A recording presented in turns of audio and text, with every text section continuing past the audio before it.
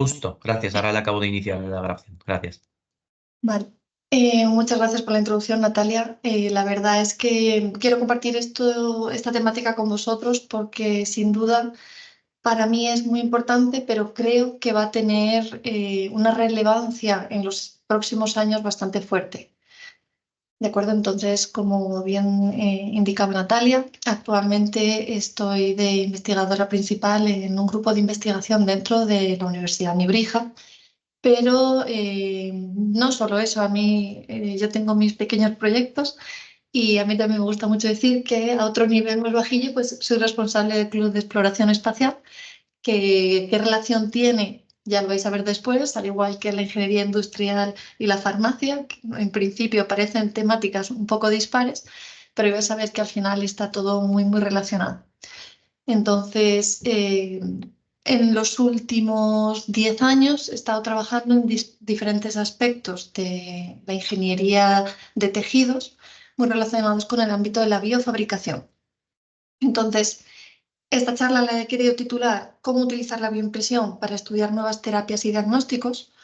Porque, a ver, que no consigo pasar.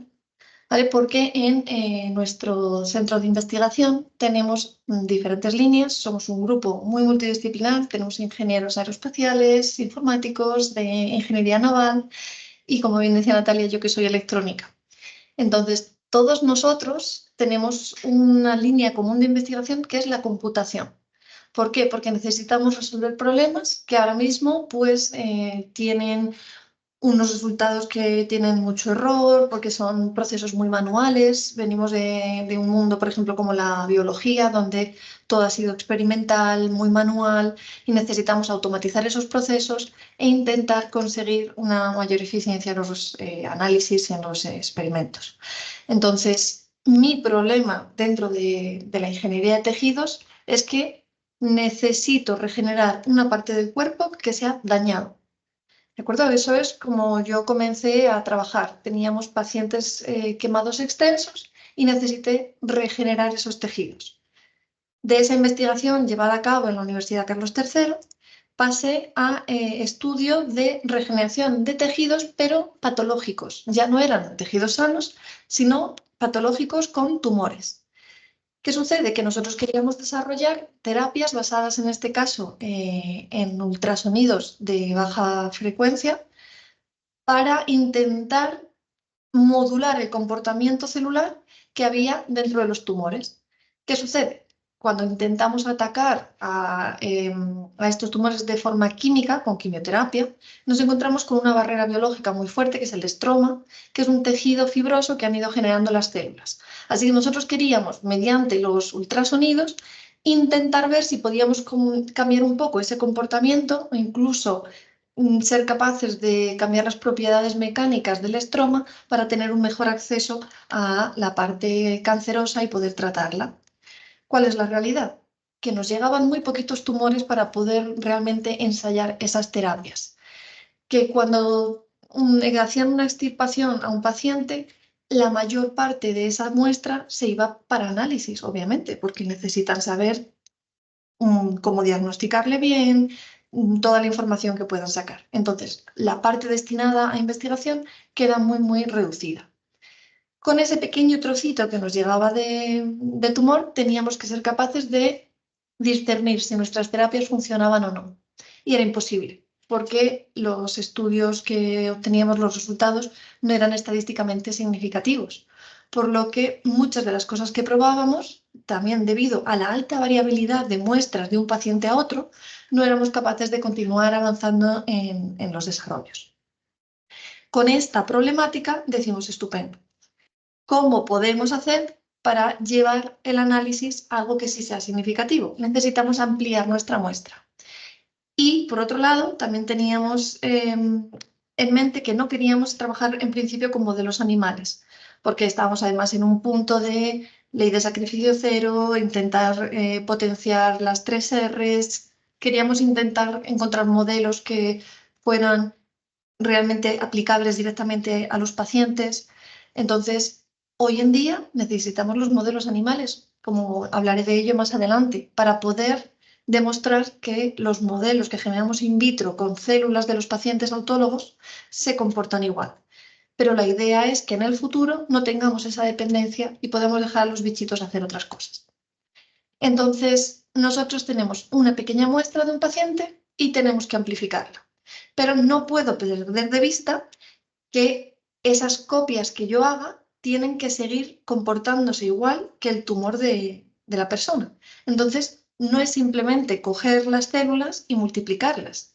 Si estábamos hablando de un tumor que tenía una estructura compleja con diferentes tipos celulares, con ese estroma o capa fibrosa que me impedía llegar de forma efectiva con una terapia, tengo que hacer esa misma estructura para que realmente el análisis sea válido. Entonces, nosotros proponemos esa multiplicación celular acompañada de lo que sería todo el entorno que encontraríamos dentro de los tejidos reales, tanto patológicos como sanos. Depende de lo que queramos estudiar. Para ello es importante tener acceso a las células, pero esas células por sí solas no van a desarrollar esos entornos. Entonces necesitan de nuestra ayuda para evolucionar hacia la morfología tan compleja que tenemos en mente.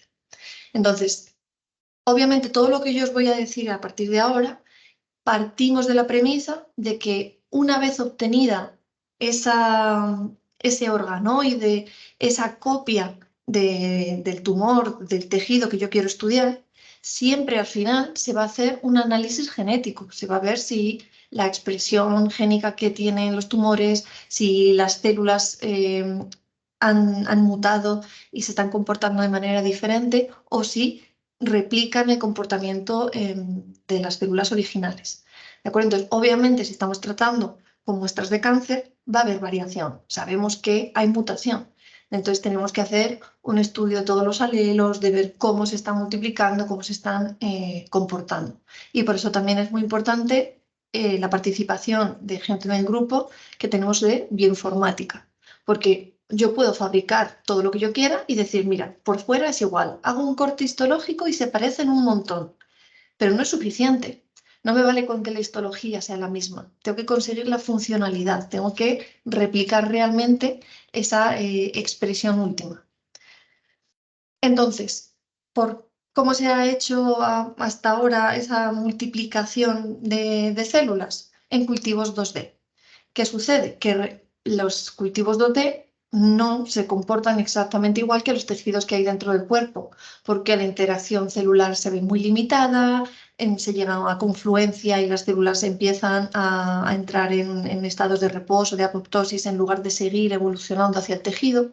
Entonces nos damos cuenta de que si nosotros queremos realmente encontrar un modelo in vitro que vaya a presentar las mismas características que nuestros tumores o tejidos sanos de interés, nos tenemos que ir a 3D. Con 3D lo que se ha hecho habitualmente es dar a las células una matriz con las propiedades mecánicas similares a las que va a tener en el tejido fisiológico.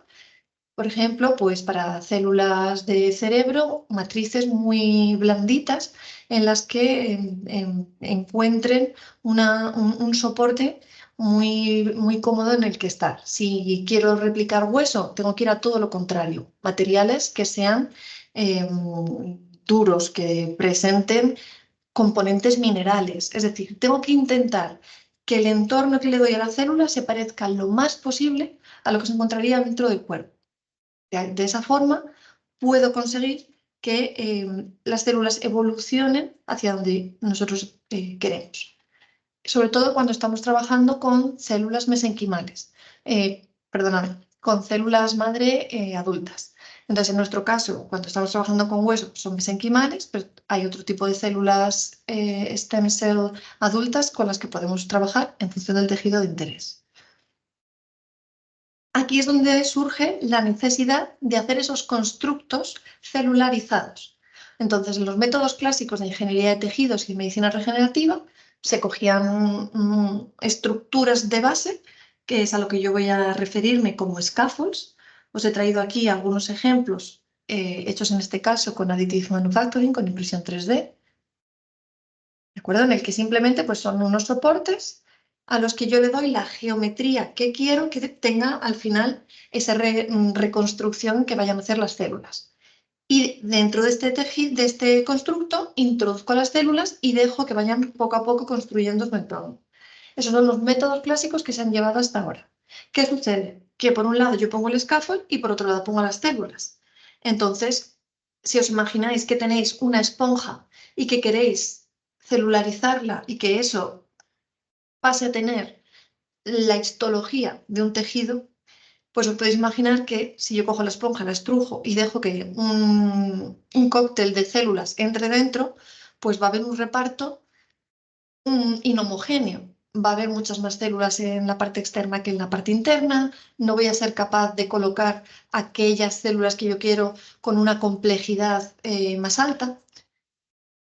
¿Vale? Si pensamos, aquí os he dejado algunos cortes histológicos de tejidos humanos, si pensamos en que esto es lo que yo quiero realmente hacer y les estoy dando un andamio de plástico, una gelatina, cualquier medio que se os ocurra en el que yo puedo suspender una célula y pretendo obtener algo tan complejo como esto, o una combinación de tejidos para formar un órgano completo, pues las pobres células hacen lo que pueden, pero no son capaces de llegar hasta la consecución de generar un órgano ellas solas.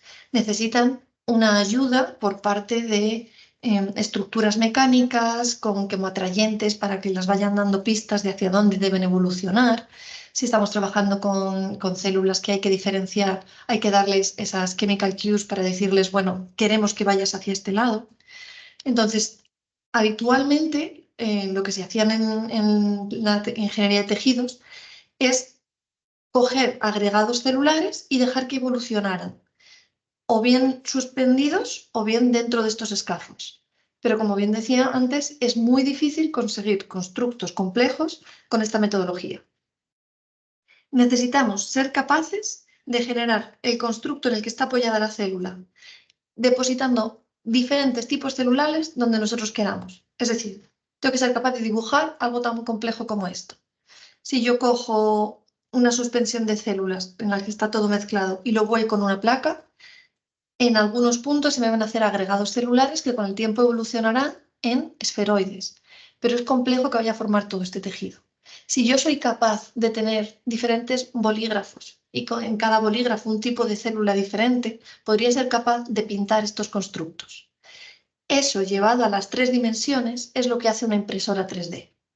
¿De acuerdo? Entonces, cuando surge la impresión 3D como una tecnología que me permite fabricar en 3 dimensiones con diferentes materiales, en el mundo de la ingeniería de tejidos nos damos cuenta del potencial que esa tecnología puede tener en el campo. Entonces, una impresora 3D, no sé si todos estáis familiarizados con la tecnología, pero básicamente es una máquina que dibuja. Dibuja en un material, en varios materiales, que solidifican, se tienen que quedar en su sitio. Es decir, si yo estoy imprimiendo con agua, si yo dibujo, cojo una pipeta y dibujo con agua, por mucho que yo espere, si dibujo otra capa encima, voy a hacer cada vez un charco más grande, pero no voy a conseguir algo en 3 dimensiones. Si lo que estoy haciendo es depositar algo como una gelatina, como chocolate derretido, y lo voy solidificando, voy esperando a que esté estable y voy apilando una capa encima de otra, sí soy capaz de hacer un constructo tridimensional. Pues la impresión 3D se basa en eso. Normalmente las máquinas convencionales trabajan con plásticos, que lo que hacen es que cogen el filamento de plástico, lo funden a 200 grados o a la temperatura necesaria y esperan a que se enfríe, solidifique y generan la capa encima. Nosotros en biofabricación, obviamente, no podemos subir a esas temperaturas porque tenemos células dentro. Entonces, lo que os comentaba anteriormente, si yo quiero hacer este dibujo, tengo que poner todo a la vez, el material de soporte y la célula. Eso me limita en los materiales que puedo utilizar. Voy a tener que trabajar en condiciones lo más fisiológicas posibles. Y si quiero salir de esas condiciones fisiológicas, me tengo que inventar algo para proteger a las células y evitar su apoptosis, su muerte. ¿Bien? ¿Vale? Entonces, aquí tengo 2 grandes paradigmas. Dar a las células aquello que necesiten para que sean ellas las que poco a poco vayan generando el tejido, o empezar poniendo yo las bases y a las células donde quiero para conseguir esa histología final. Ninguna de las dos funciona, ¿vale? A las células no les gusta que tú les des cosas artificiales y que les digas lo que tienen que hacer, porque para eso ellas llevan millones de años de evolución trabajando en realizar su función, para que vengamos ahora nosotros y les digamos, pues te vas a poner aquí con este material. Y hay veces que nos cuesta, porque decimos, si tú estás trabajando con colágeno y yo te estoy dando colágeno, ¿por qué no te gusta? Bueno, pues porque las células hacen una unión de moléculas de una forma específica y a lo mejor tú les estás dando un colágeno que seguramente químicamente sea igual, pero la estructura puede variar. El tipo de enlace que has utilizado, la funcionalización, puede ser ligeramente distinta. Y a las células eso ya no les va a gustar, porque no lo pueden reconstruir. Y si ellas no lo pueden deshacer, no lo pueden rehacer. Y empiezan a encapsularlo. Lo detectan con un cuerpo extraño y lo van rechazando. Entonces, tenemos que tener cuidado cuando queremos rehacer estos constructos porque hay que aprovecharse de la biología. Las células tienen una capacidad enorme de regeneración.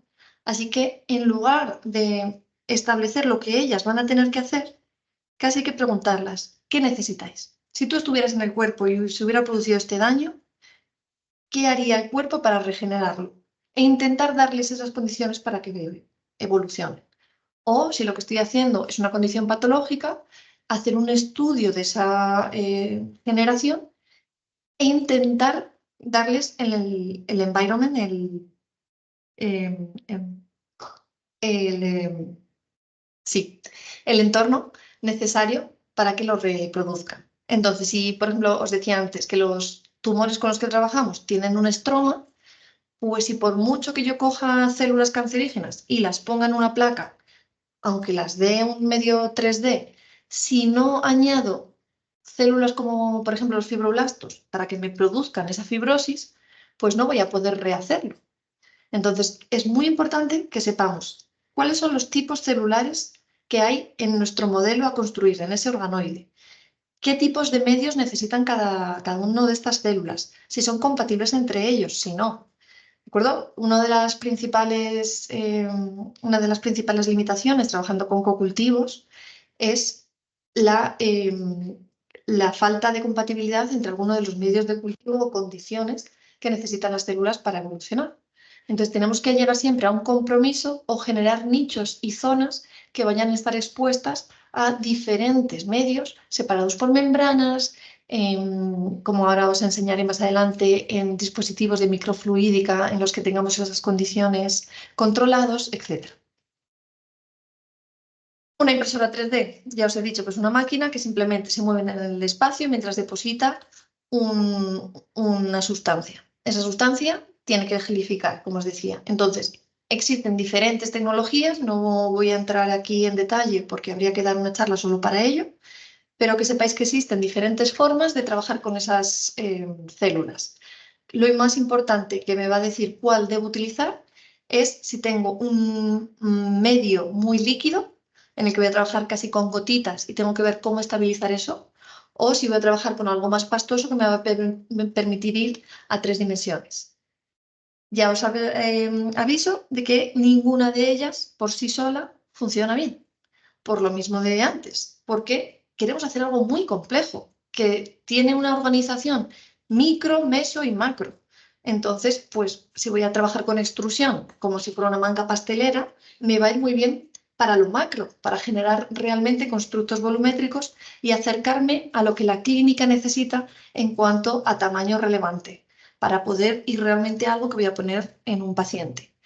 Pero a las células, lo macro, les da igual, porque si yo hago una barrita con la impresora, para que os hagáis una idea, de 400 micras, para ella es una pared.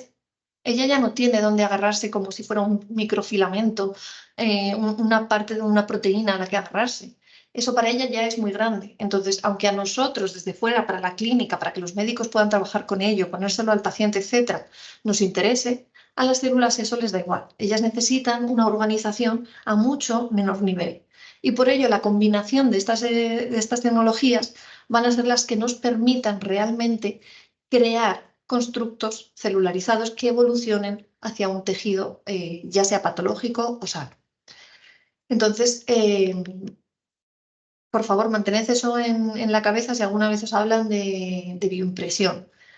Nosotros nunca trabajamos generando tejidos humanos, hacemos constructos que están celularizados y que van a tener que evolucionar hasta convertirse en un tejido funcional o un órgano.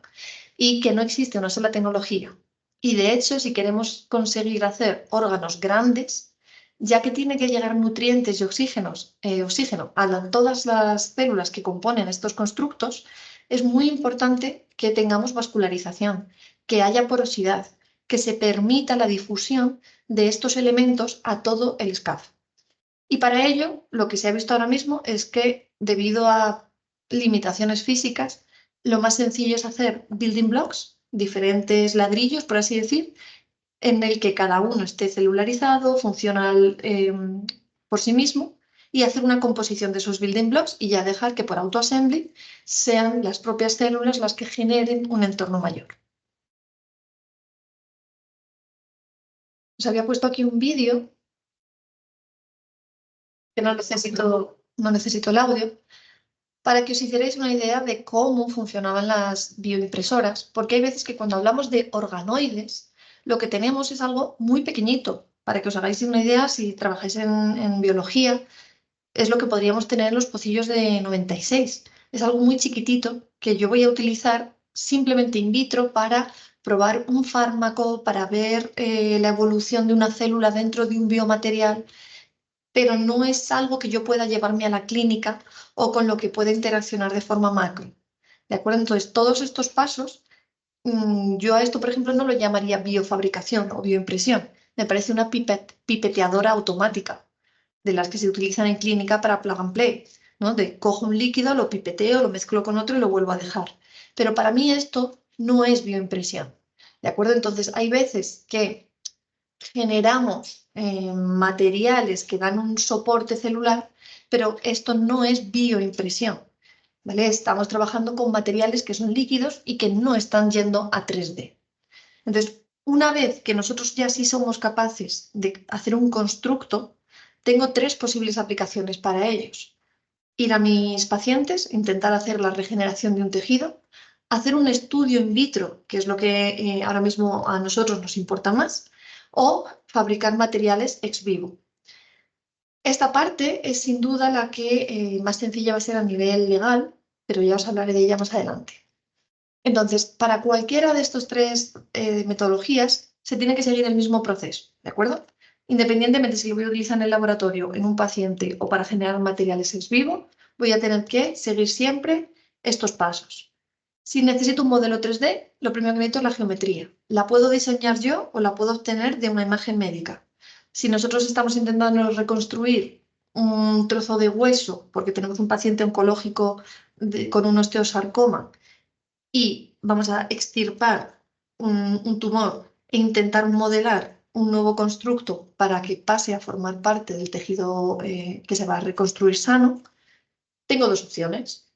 O cojo la parte que queda en el cuerpo e intento interpolar una geometría haciéndome una idea de cómo debería quedar ese hueso, o muchas veces lo que hago es que me fijo en su simétrico, si tengo suerte de que estoy reconstruyendo algo que tiene su simétrico en el cuerpo, o hacer una mezcla de las dos. Parto del simétrico y termino de adaptar con la morfología que me queda. Lo bueno, que puedo hacer todo eso sin tener que abrir al paciente, porque ahora podemos hacer unas tomografías computerizadas maravillosas, unas resonancias magnéticas, en las que yo ya puedo, desde antes de ir al quirófano, tener un modelo 3D del paciente y hacer todo este proceso. Una vez que ya tengo ese modelo, tengo que ver cuáles son las diferentes metodologías que existen, con lo que hemos estado viendo antes, de si voy a dejar que sean las células las que lo reconstruyan por sí solas, si voy a ser yo la que les voy a dar un entorno con soporte para que vayan poco a poco rehaciendo el tejido. Ese sería el paso 2. Una vez que he decidido eso, pues me tengo que centrar en la selección de los materiales. Pueden ser de origen natural, puede ser artificial, pero teniendo en cuenta lo que hemos hablado antes. Tengo que dejar que sean las células las que lo degraden. Por tanto, no puedo hacer reacciones químicas o funcionalizaciones que vayan a estar fuera del alcance de las células para deshacerlas. Tiene que ser algo que los macrófagos, las células específicas del tejido puedan ir deshaciendo. La selección de las células a veces no viene dada por lo que a nosotros nos gustaría, depende de la disponibilidad que tenga el paciente. Si estamos trabajando con una patología en la que todas las células están afectadas, no voy a poder obtener una célula sana de mi paciente y voy a tener que buscar otra fuente, que pueden ser células y diferenciar, células adultas de la propia persona o hay veces que tenemos que hacer tratamientos génicos. Eso nos ha pasado con alguna enfermedad rara de la piel, en la que hay que hacer un primer tratamiento a las células porque tenemos una mutación que hay que intentar detener y después, cuando ya tenemos una población sana, multiplicarla y es esa la que introducimos dentro de los constructos. O hay veces que hay que intentar obtenerlas de fuera. Siempre que podamos hay que trabajar de manera autóloga, es decir, con células de la propia persona, con material de la propia persona, para evitar rechazos. Eso aumenta la tasa de éxito de las intervenciones. Una vez que ya sabemos toda la selección de células, de materiales y de diseños que vamos a utilizar, nos vamos a la tecnología, que como bien decíamos antes, lo mismo, no existe solo una, así que voy a intentar hacer una estrategia para ver qué parte de cada tejido hago con una con otra para después unirlo todo y generar mi constructo. Y una vez que lo tengo, pues o lo paso directamente a lo que sería mi paciente, que es muy difícil, o sea, es muy difícil que tengamos una implantación directa, por lo que decía antes, de que yo tengo un constructo en el que acabo de poner células que he sacado de suspensión. No son células funcionales. El material que he puesto todavía no está preparado para aguantar las cargas, para aguantar un flujo de un torrente sanguíneo. Entonces, lo normal es que me lo lleve a un proceso previo de maduración, que puede ser en bioreactores, que ahora los mencionaremos brevemente. Y en ese momento, ya el constructo empezará a evolucionar, esas células empezarán a ganar su funcionalidad y ya nos iremos acercando a lo que es un tejido que realmente ya puede ser trasplantable en un paciente. Si nuestra aplicación va a ser in vitro, la maduración la vamos a necesitar igual. Por lo que comentábamos al inicio, si quiero demostrar un comportamiento similar al que hay en mi paciente, unas células puestas encima de un material no tienen el mismo comportamiento que un tejido real humano. Entonces, siempre voy a tener que hacer esa maduración. Por poneros un ejemplo para aterrizar un poco el tema, nosotros, por lo que acabamos de comentar, de que es bueno trabajar con materiales autólogos, solemos trabajar con plasma humano porque es muy fácil obtenerlo de muestras de sangre. Además, como decíamos al inicio, una de las estrategias para conseguir regenerar los tejidos de la manera más sencilla posible es simular lo que haría el cuerpo ante un daño. Y lo primero que tenemos cuando nos hacemos una herida es sangre. De esa sangre sale un coágulo gracias a la fibrina que hay, el fibrinógeno que hay disuelto en ella, y se forma ese coágulo que le da soporte a las células. Ese es el que estamos buscando. Entonces eso ya me da un modelo 3D rico en factores de crecimiento. Es un cóctel para las células y está lleno de señales que las mueven a reconstruir el tejido. Es como una alarma. Aquí ha habido un daño, poneros a trabajar. Entonces, realmente es un material de base que es muy, muy interesante. Pero ¿qué sucede? El plasma, la sangre, son muy líquidos, ¿de acuerdo? Entonces, una vez que ya ha gelificado, no me sirve para trabajar, porque ya está en estado sólido. No puedo hacerlo pasar a través de una impresora, no podría extruirlo. Entonces, tengo que trabajar con la forma previa, pero es líquido. Y es lo que os decía antes, si cogéis una pipeta e intentáis hacer un dibujo con agua, no vamos a conseguir tridimensionalidad. Entonces, tengo que conseguir que todos mis materiales, si quiero hacer estos constructos, sean lo que llamamos nosotros imprimibles. ¿De acuerdo? Es decir, sean capaces de fluir por la máquina, no me puedo pasar de viscosidad, no puede ser demasiado sólido, porque entonces no fluiría, pero tampoco puede ser muy líquido, porque no consigo ir a 3D. Entonces, tengo que buscar ahí un equilibrio, un compromiso entre estas dos cosas y tiene además que ser capaz de estabilizar. Yo puedo trabajar con pasta de dientes, con crema Nivea, y es perfecta porque fluye por la máquina y puedo hacer reconstrucciones 3D maravillosas, pero no solidifica. No, por mucho que yo espere, yo lo cojo y se deshace. No ha estabilizado. Entonces, nosotros, por ejemplo, al plasma le podemos añadir mm, espesantes como la metilcelulosa, que además trabajan bien dentro del cuerpo y de forma previa en la maturación in vitro se va liberando al medio y se va eliminando de forma natural, pero que durante el proceso de impresión nos actúa de espesante y nos da esa densidad necesaria para pasar de un líquido a una pasta. Pero esta pasta todavía no gelifica, no hace ese ensamblaje. Así que introducimos otros componentes, como en este caso el alginato. ¿Vale? El alginato es de origen vegetal, al igual que la metilcelulosa, y no termina de encajar perfectamente con las células mammal cells, con las células mamíferas o con las células humanas, pero existen alginatos funcionalizados con RGD que ya reaccionan mejor, por así decirlo, o son más reconocidos por las células. Entonces, hay diferentes estrategias, diferentes materiales que se pueden utilizar. Pero lo importante es que nos quede claro que si yo tengo algo que es muy líquido y quiero trabajar con él para ir a 3D, sobre todo con extrusión, tengo que meterle espesantes y algo que me permita estabilizar. Aquí os pongo un ejemplo de qué pasa, pues obviamente si mi material es muy líquido, forman esas gotas, yo no puedo ir a 3D. Y si está muy gelificado, no voy a tener algo continuo, porque como ya está en cada dominio solidificado, pues se va a hacer una extrusión de un material detrás del otro, pero no voy a hacer una cohesión y no voy a poder conseguir una unión entre las diferentes capas de mi modelo. Aquí hay otra cosa que a mí me resulta muy interesante como investigadora y es que tenemos un TOC muy grande en investigación y queremos que nuestros papers sean bonitos y queremos que las cuadrículas sean perfectas. Entonces, una cosa es decir, necesito que el material tenga las propiedades necesarias para ir a 3D y que se quede en su sitio, ¿vale? Y otra cosa es que ya seamos súper cuadrados con, no, es que este cuadrado no tiene el ángulo perfecto. Esto no puede ser, tengo que mejorarlo porque si no, no puedo publicarlo y a las células les va a dar igual. Si te lo van a deshacer todo. Lo importante es que te quede un poro abierto para que fluya el medio de cultivo, el oxígeno, lo que hablábamos antes, ¿vale? Pero tampoco nos tenemos que obsesionar, porque a no ser que estemos trabajando con materiales que por ejemplo, las cerámicas para hueso, que pueden condicionar por mecanotransducción a la diferenciación celular, a ellas en un hidrogel a veces pues les va a dar igual si el poro no tiene un ángulo de 90 grados, ¿vale? Así que también, por favor, tengamos estas cosas en cuenta cuando estamos intentando ir hacia clínica.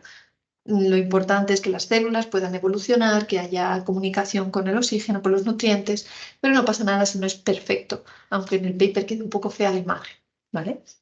Entonces, ¿qué sucede cuando mi material no es suficientemente estable? Lo que estáis viendo aquí arriba en la primera fila, que aquí hay 3 capas, pero se funden todas. Pero bueno, me permitirá 3D, ¿vale? Entonces, también esto es algo que tenemos que tener en cuenta. Cuando yo haga mi constructo para medir mi terapia, ¿realmente necesito que haya una separación de fases? ¿O simplemente tengo que ir a 3D con unas propiedades mecánicas y una estabilidad biológica? Tenemos que tener eso muy claro desde el principio para validar si nuestro método funciona o no.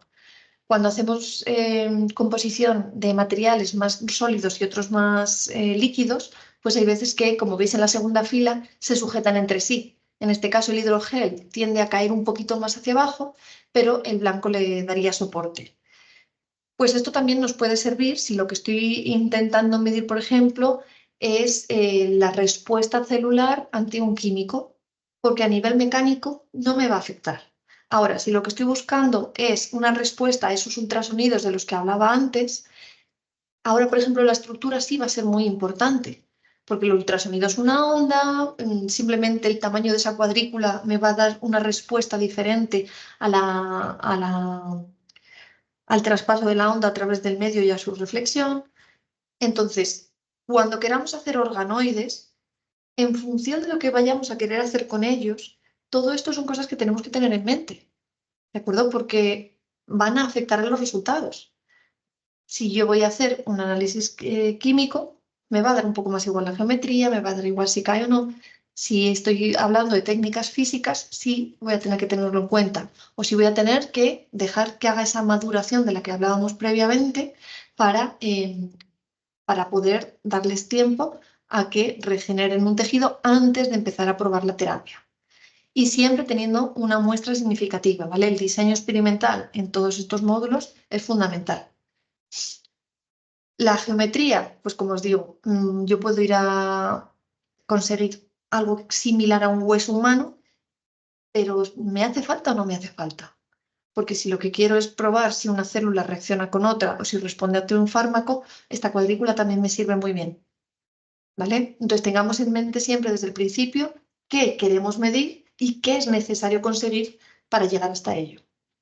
Aquí os he dejado unas referencias en las diapositivas por si queréis buscar más información sobre lo que se hizo con ellos, lo que se demostró, los resultados que se obtuvieron. En este caso, por ejemplo, pues queríamos hacer unos equivalentes para ir hacia hueso y trabajábamos con dos materiales. Uno muy blandito en el que estaban las células, que estaba basado en ese plasma que os enseñaba antes, y otro más duro que le daba el entorno mineral a las células para diferenciar hasta hueso. Y si queréis saber más, os podéis leer el artículo, pero básicamente pues se podían deshacer los materiales temporales que les ponemos, porque estos scaffolds siempre son temporales, queremos que evolucione hacia un tejido real, y empezaba a generar matriz extracelular. Ahí lo dejo. Se pueden conseguir geometrías muy complejas gracias a esa combinación de diferentes métodos de extrusión, súper importante siempre, la porosidad. Fijaos lo que os decía antes, aquí tenemos macroporos y microporos. ¿Vale? Lo que vemos en la figura de la izquierda, esos agujeros grandes son los macro, los que vemos en el detalle de arriba a la derecha serían meso, y si nos metemos dentro del material tendríamos los microporos. Y es esa jerarquía la que va a permitir a las células realmente evolucionar, ¿vale? Tanto si queremos un modelo patológico como si queremos algo real. ¿Cómo conseguimos hacer estos organoides? Si yo quiero establecer esto en mi laboratorio, ¿cómo lo puedo hacer? Existen diferentes modelos de bioimpresoras. También os las podéis hacer vosotros, ¿vale? Para que os hagáis una idea, las más económicas están en torno a 20-40 mil euros. Estaríamos hablando de máquinas de Zelling, de Domotec aquí en España, la Regemat, y nos podemos ir hasta lo que queráis, fantasía. Las de abajo que tenéis aquí están en 300.000, 400.000 euros, ¿vale? Entonces, bueno, límite hacia arriba nunca hay. Y luego tenemos las versiones do it yourself, como la que tenéis aquí, que a mí esta máquina me ha ayudado muchísimo durante mi investigación. La tengo aquí detrás, no se ve por el fondo difuminado, ¿vale? Pero esta máquina ha conseguido resultados funcionales con células para proyectos, por ejemplo, con la Agencia Espacial Europea. Entonces, una vez más, nos tenemos que preguntar desde el inicio qué es lo que quiero demostrar. Si solo estoy trabajando con los materiales, no me hace falta irme a una impresora como esta, que es una cabina de flujo en sí misma. No voy a trabajar con células, pues a lo mejor me tengo que ir a los 40.000 euros. Me puedo hacer un extrusor con otra máquina y por 40 euros de extrusor y 150 de impresora me puedo poner a trabajar. ¿De acuerdo? Si alguien está interesado en eso, que me contacte, que no tengo problema en dar un curso de cómo crear tu propia bioimpresora. ¿Vale?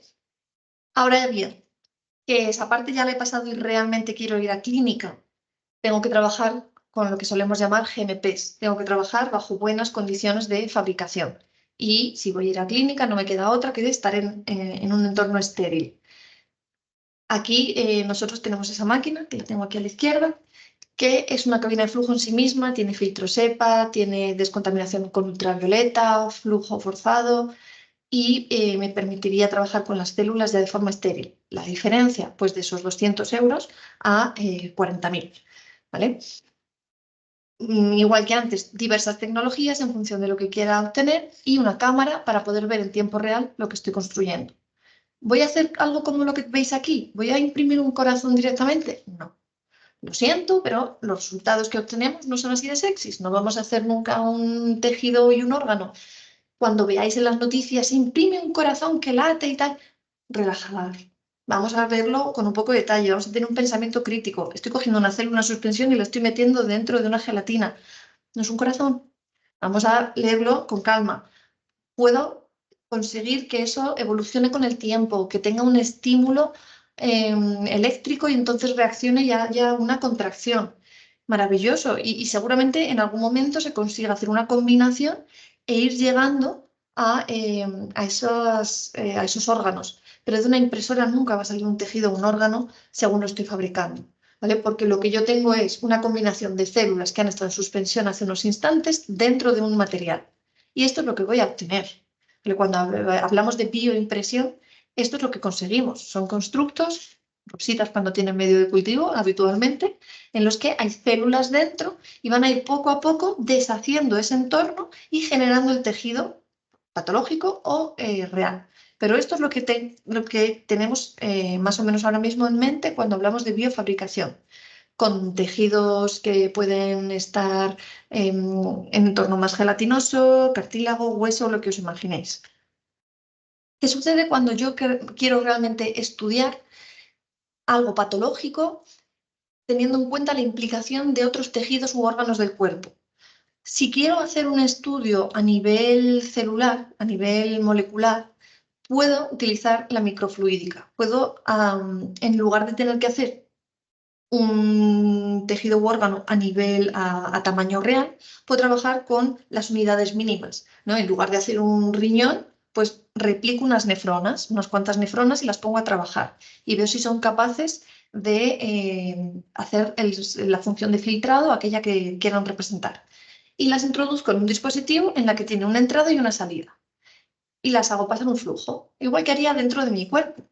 Les meto una sustancia con toxinas y miro si la que tiene a la salida no tiene esas toxinas y veo cómo lo van liberando. Y eso lo pongo a lo mejor en contacto con otro tejido que me resulte de interés.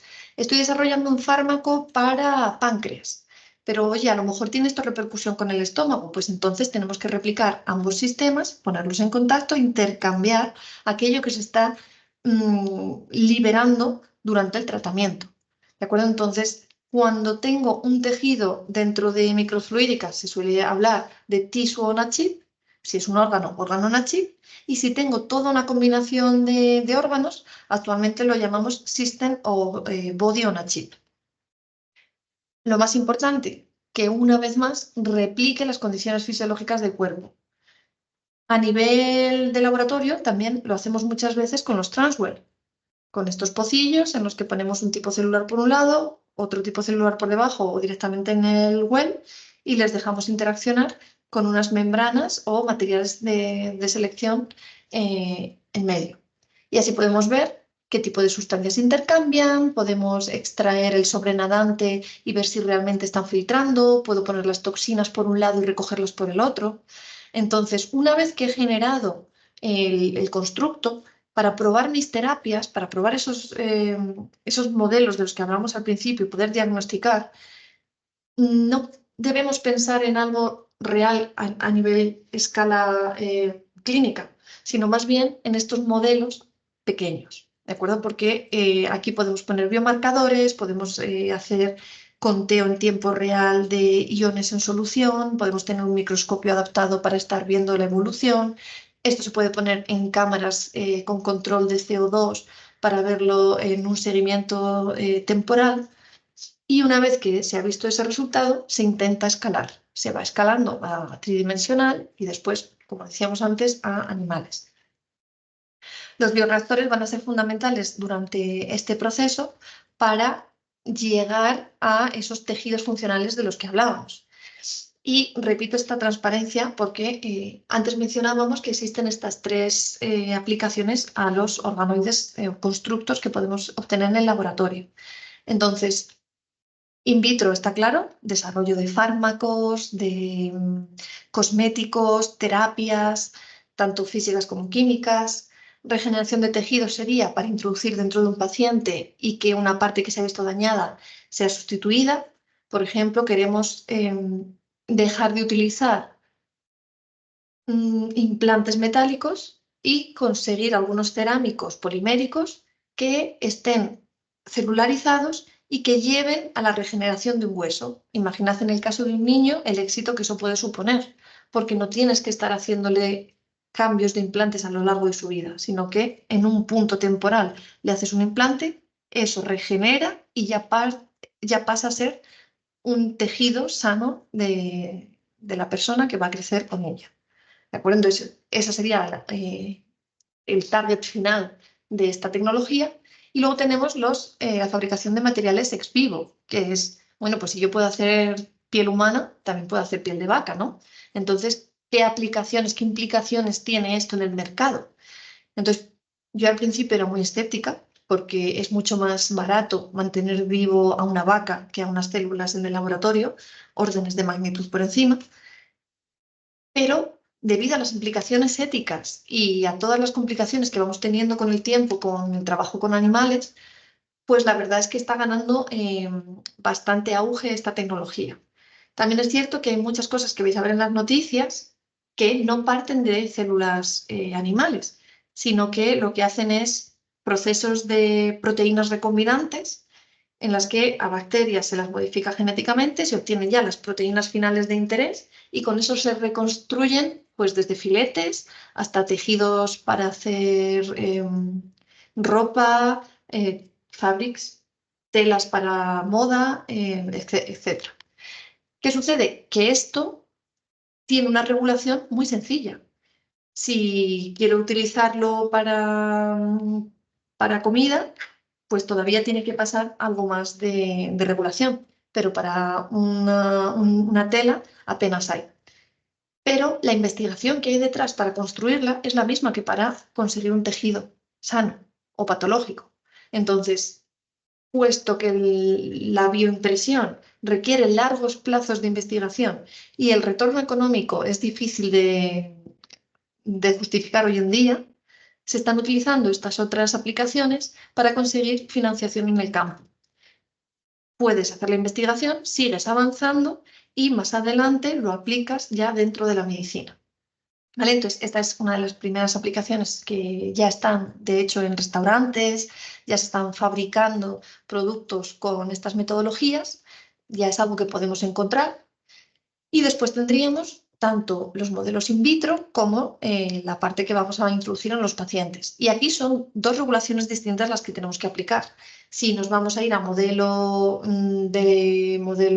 de plataforma alternativa al testado animal, tenemos, como os decía antes, tenemos que demostrar que al menos se comporta igual que el animal y que al menos se comporta, por ende, igual que haría un humano. ¿De acuerdo? Entonces, esa es una tipología de normativa que hay que pasar, pero si queremos ir al cuerpo humano, a un paciente, es todavía más compleja. Y ahí ya entramos en una laguna en la que todavía no hay normativa específica, porque en función de si las células salen del quirófano, si no salen, si las hacemos una modificación, si es significativa o no, si vamos a introducir algo artificial, si está ya aprobado por la agencia reguladora o no, todo eso entra en un árbol de decisión y al final tiene que aplicar una ley u otra o una combinación de leyes. Entonces ahora mismo es como una terapia avanzada, un dispositivo médico y aplica todo. ¿Vale? Así que sepáis que si os metéis en esta temática, os recomiendo asesoría jurídica para saber específicamente qué regulación tenéis que aplicar, ¿de acuerdo? Porque no es nada sencillo. Nuestra experiencia en el campo, como decía Natalia al inicio, comenzó con STFG de piel humana, en la que conseguimos regenerar los tejidos in vivo en cultivos, trasplantes primarios y secundarios. ¿De acuerdo? Entonces nosotros hacíamos piel a partir de muestras humanas, la dejábamos overnight, la piel no tiene que madurar, se la poníamos al ratoncito, dejábamos que ese implante agarrara, se desarrollara, cogíamos otro punch de células del ratoncito, lo volvíamos a multiplicar, volvíamos a generar la piel y volvíamos a otro ratoncito. Y todo este proceso funcionaba y la piel era funcional. Y las células del ratón mantenían por un sitio, las de los humanos por otro, no se peleaban. ¿Y cómo demuestro yo que ese organoide que estoy desarrollando in vitro funciona como el humano? Pues tengo que ver qué proteínas se están expresando, qué membranas se generan, si hay diferenciación celular exactamente igual que estaría en el cuerpo. ¿De acuerdo? Y esa va a ser la demostración última de que ese modelo 3D que estamos generando en el laboratorio, bajo las condiciones de impresión 3D, de biosensing, etc., replica el comportamiento que buscamos. Y si eso conseguimos hacerlo y demostrar que las 200 muestras que hemos hecho son iguales, ya tenemos un soporte en el que probar nuestros fármacos y nuestras terapias. Y ahí sí puedo hacer ensayos significativos y puedo probar lo que quiera con un número alto. Importante saber que cuando trabajamos con células primarias, el número de pases que podemos hacer está limitado. Entonces, eso hay que tenerlo en cuenta, ¿de acuerdo? Cuando queremos trabajar con un paciente, porque no son infinitos los pases. Entonces, si necesito muchas células, pues a lo mejor el número de biopsias que tengo que tomar o la muestra inicial tiene que ser más alta. ¿De acuerdo? Hay veces que también hemos tomado muestras a lo largo del tiempo para dejar que hubiera cierta regeneración y volver a hacer una extracción. Hemos trabajado también con hueso en los artículos que os enseñaba previamente, eso ya como parte de la tesis, en la que una persona trabajaba en la parte mineral, yo trabajaba en la parte blandita en la que estaban las células y se veía cómo los resultados eran mucho mejor que con los materiales que había de base y esto ya está en vivo, pero en zonas que no tienen carga, como por ejemplo el paladar.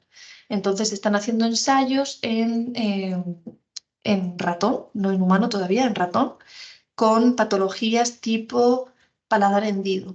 ¿De acuerdo? En los que hay labio leporino, paladar hendido, cuando ha habido un problema en el desarrollo de ese tejido y hay que quitar el paladar.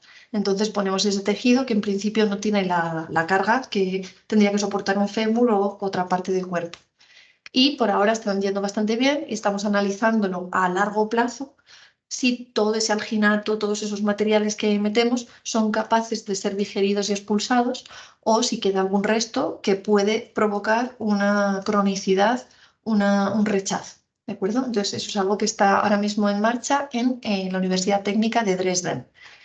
Ese proyecto, por ejemplo, también se aplicó a temas del espacio, que como os decía antes, pues es un tema que a mí me gusta mucho porque se quiere mandar al ser humano lejos de aquí y que sea lo más autónomo posible. Para los que hayan visto la película de Martian, el marciano, Marte, no sé cómo se llama en castellano, pues mandamos a alguien a un sitio que está 6 meses de aquí. No podemos pretender que si le pasa algo, vuelva para que le curemos. Así que necesitamos que la autonomía sea lo más alta posible. La impresión 3D nos permite tener una máquina que me va a fabricar lo que yo necesito cuando lo necesito, con los materiales que además puedo crecer allí, si lo hacemos con esa visión.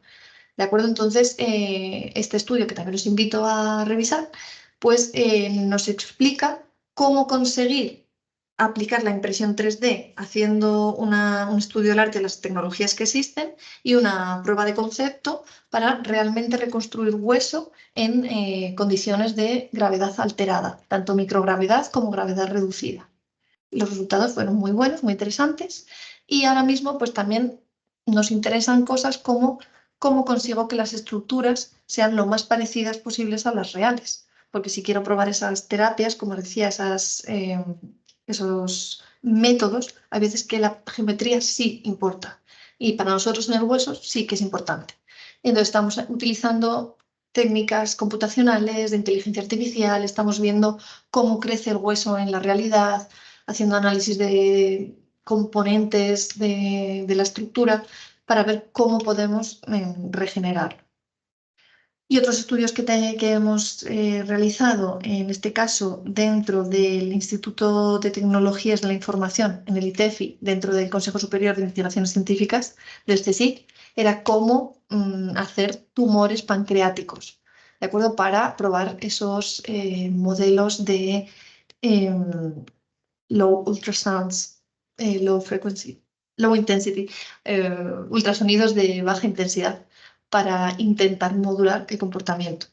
Y los resultados también fueron interesantes, pero se desarrolló durante el COVID y en el estudio no se pudo terminar. Entonces es algo que tenemos ahí un poquito por terminar.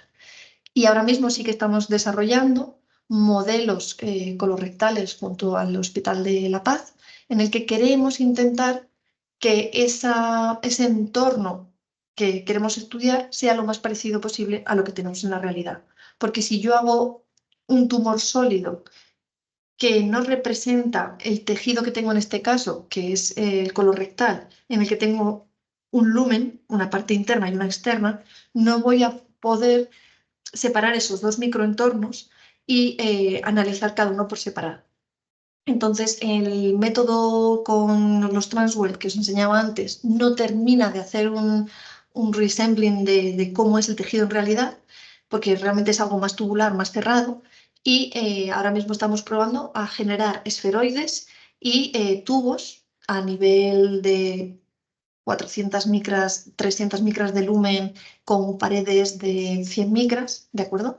Para intentar dejar que esas células generen sus propias impaginaciones que tienen dentro del tejido, pero de forma muy controlada, inyectando soluciones por dentro y por fuera para poder replicar ese microambiente, ¿vale? Estas son cosas que ahora mismo tenemos en marcha. Como resumen, las aplicaciones finales de la bioimpresión dentro de la generación de constructos para esa obtención de modelos in vitro, pues me permite que sea un método alternativo a la experimentación animal.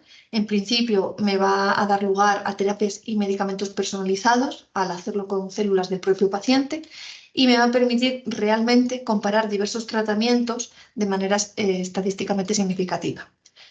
En los otros dos campos, pues también existen realmente otras ventajas, como eso que antes hablábamos de hacer regeneración en vez de sustitución con los implantes. Si trabajamos con células del paciente es lo mejor porque son procesos autólogos, va a ser todo a medida, puedo incluir terapias génicas si fuera necesario y frente a metodologías clásicas pues puedo intentar reducir los tiempos de espera y ganar precisión porque lo que decíamos antes, métodos clásicos puedo pipetear, puedo dejar que todo se meta en un mismo well y dejar que eso evolucione, pero no tengo mano en el diseño a nivel micrométrico, mientras que con impresión 3D puedo hacer diseños mucho más complejos. Y hasta aquí ha llegado esta introducción a cómo utilizar la bioimpresión para estudiar nuevas terapias y diagnósticos. Hay mucho de lo que hablar, cada una de las slides se podían multiplicar en el tiempo, así que bueno, espero haberos dado una overview interesante que os haga querer leer más en el campo y que si cualquiera de vuestros estudios es interesante, pues yo quedo a vuestra disposición para cualquier duda, colaboración o cualquier cosa que necesitéis. Muchísimas gracias, Nieves, por tan impresionante charla, por abrirnos estos horizontes al uso de la bioimpresión en millones de campos, incluso fuera del planeta Tierra, que eso es lo que me parece a mí de una aplicación y de una visión, ¿no?, a futuro impresionante, de nuevo. Yo tengo que preguntarte, porque como trabajo con el cerebro, me gustaría saber cómo es el estado actual o en el futuro, cómo se espera la aplicación de esa bioimpresión para regenerar, por ejemplo, tejidos que ya sabemos que se dañan con un ictus, un accidente de tráfico o simplemente lesiones traumáticas. Si es posible, si necesitan condiciones especiales o si sabes, ¿no?, cómo está o cómo se puede aplicar. El tejido nervioso es el más complejo con el que nos podemos encontrar. Porque cuando a mí me preguntan si se puede imprimir un cerebro, una parte de un cerebro o algo así, yo siempre digo lo mismo. Digo, no podemos crear conexiones. O sea, yo puedo poner a las células, les puedo dar un entorno sobre el que crecer, pero luego tengo que dejar que sean ellas las que hagan sus conexiones sinápticas y tengo que poner al sujeto a realizar una actividad, como bien sabes, para que toda esa plasticidad se ponga en marcha y sea capaz de reentrenar al sistema. Entonces, sí que se está utilizando la impresión 3D para generar esos soportes, por ejemplo, en pacientes que han sufrido un accidente y se han quedado tetraplégicos. Se está intentando buscar en casos muy concretos donde ha habido una sección, intentar crear un puente con materiales, como decíamos antes, muy, muy blanditos, que incitan a las células a ir hacia ese punto. Normalmente se ponen molecular cues, chemical cues, para atraer a que las sinapsis crezcan en esa dirección y ellas solitas crecen, se introducen y empiezan a conectar. Pero ahí viene el trabajo de terapeuta de decir, vale, vamos a ir poco a poco generando ejercicios para ver que a lo mejor te pones a pensar en mover las orejas y de golpe empiezas a mover un pie. Y poco a poco vamos a reentrenar.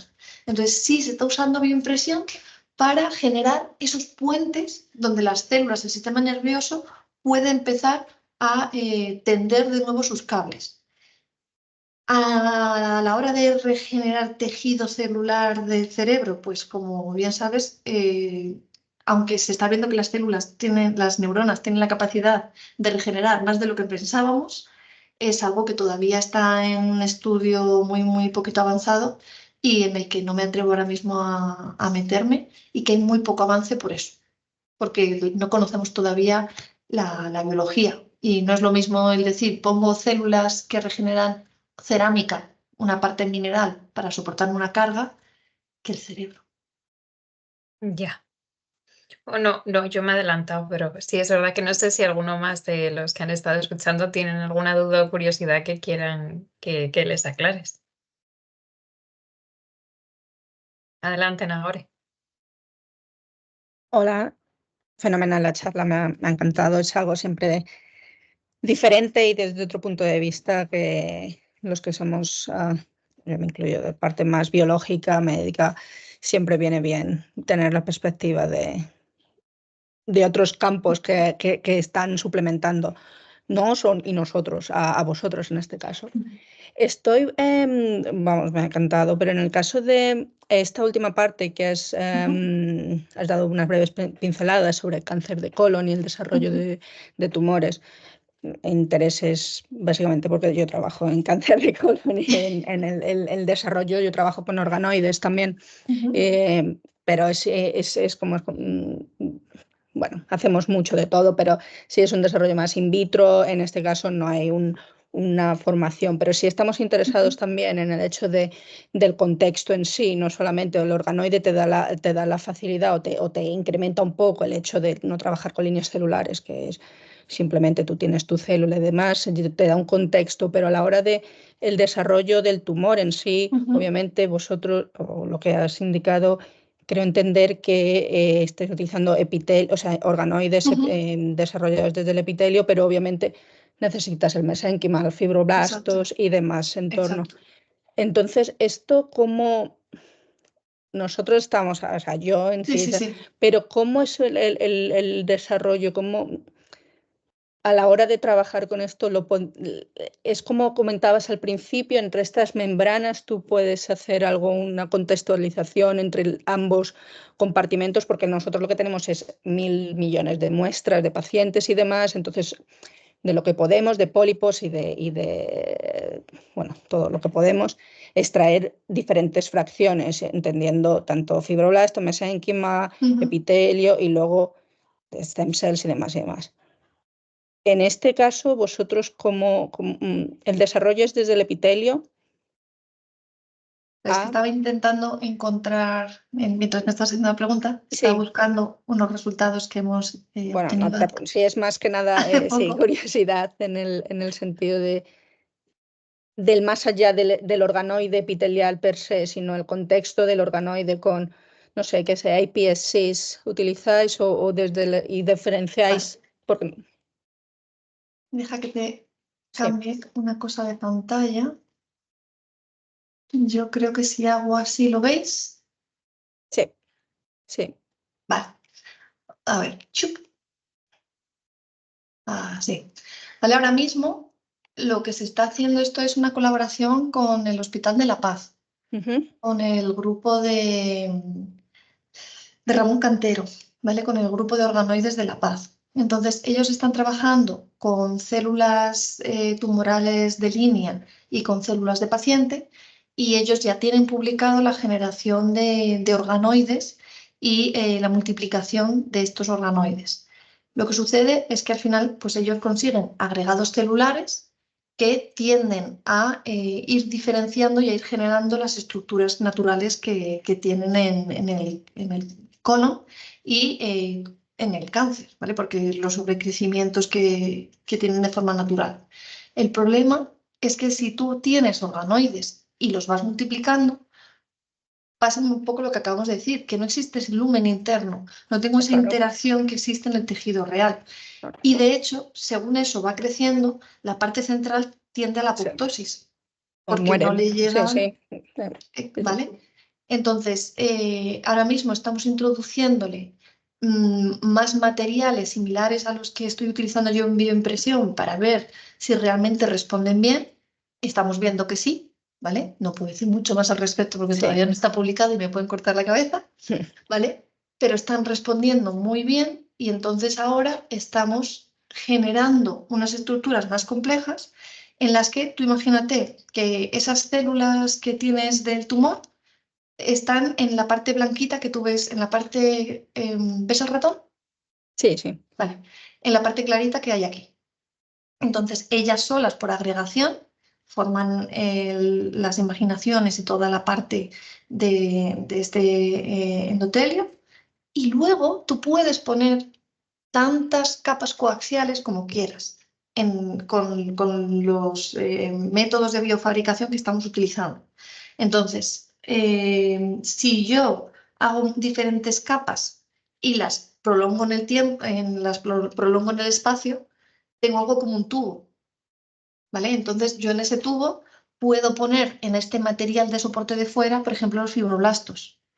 Puedo dejar que las células periféricas de la sangre, para tener un entorno más similar con el sistema inmune, anticuerpos, todo lo que quiera, estén en un líquido por fuera y puedo poner lo que a mí me interese por dentro e ir haciendo esa inyección y ese conteo, medidas en los líquidos, tanto por dentro como por fuera. Entonces, la biofabricación me va a permitir en esta parte hacer constructos con diferentes capas, con diferentes tipos celulares y diferentes contenidos en material.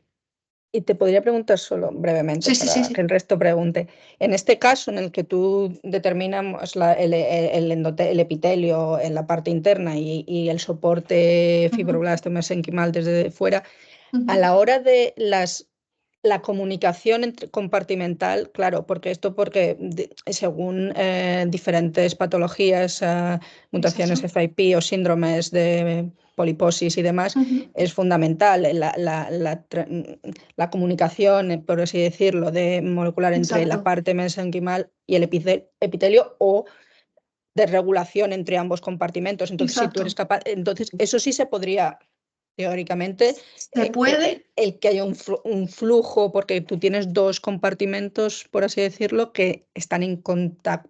Exacto. Más o menos. Exacto. Se puede, de hecho, los estudios que están haciendo ahora ya son dentro de los ALI, de los Transwell, Sí. y ahí ya están en contacto, pero nos falta un poco, nos faltaba esa recreación de todo del sistema.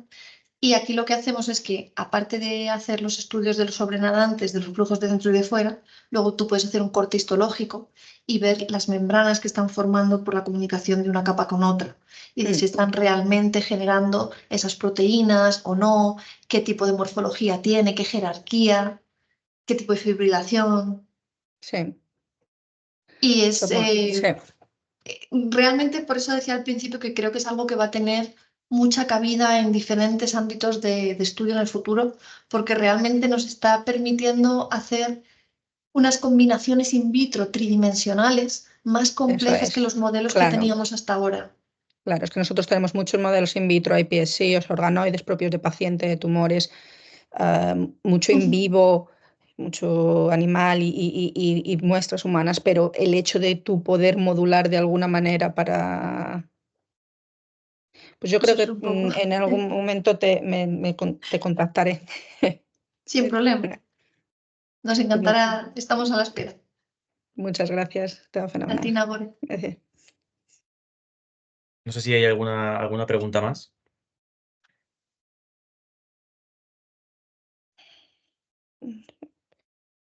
Parece que no ahora. Natalia ha tenido que salir, así que por nuestra parte, si os parece, damos por concluida la reunión, si no hay más preguntas. Perfecto. Nada, en nombre de la asociación, de nuevo agradecerte pues esta estupenda charla y esperamos verte en un futuro también. Por supuesto. Muchísimas gracias. Mucha Y suerte gracias con a el todos resto por de asistir. sesiones. Un saludo. Gracias. Hasta Hasta luego. luego.